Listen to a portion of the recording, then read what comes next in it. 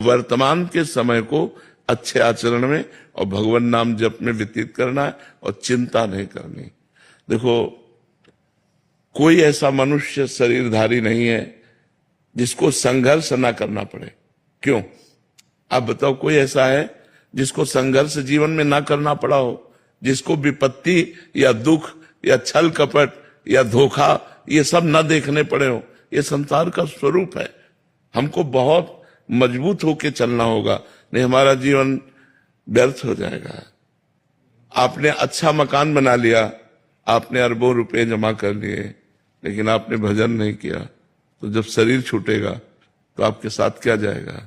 किया हुआ पाप कर्म, किया हुआ पुण्य कर्म, भजन तो किया नहीं, तो फिर यही आवागमन चक्र, यही सुख दुख का चक्र। इसलिए संत और गुरु के पास जाया जाता है अमोघ वस्तु प्राप्त करने के लिए।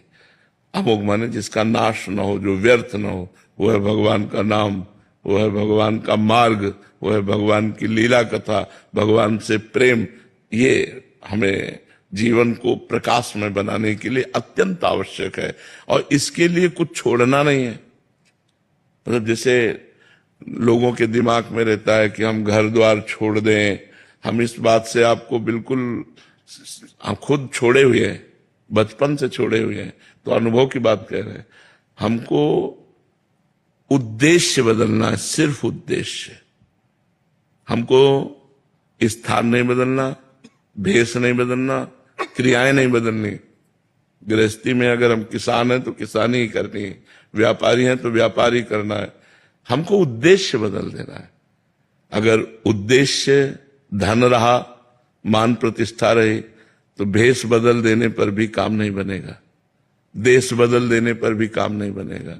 देश और भेष बदलने से भगवान की प्राप्ति नहीं होती, उद्देश्य बदलने से भगवान की प्राप्ति होती है। तो हम नाम जप करें और जो कर्म करें वो अच्छा कर्म करें। ये तुम्हें पता है बुरा कर्म क्या है? बुरा कर्म त्याग कर दें और अच्छा कर्म करें, तो इसी जन्म में हमें आनंद की प्राप्ति हो जाएगी, जिसे आनंद कहते हैं। रुपए में आनंद नहीं है, मकान में आनंद नहीं है, एसी रूम में बैठा हुआ है, निगेटिव चिंतन जल रहा है, पंखा भी नहीं है, लेकिन पॉजिटिव चिंतन मस्त है। चिंतन पॉजिटिव है, वो मस्त है। तो चिंतन पॉजिटिव कहां से आएगा? बिना अध्यात्म के पॉजिटिव चिंतन थोड़ी होता है। निगेटिव अध्यात्म इतना बलवान है कि सामने वाला मार रहा है और हम उसका मंगल बना रहे हैं।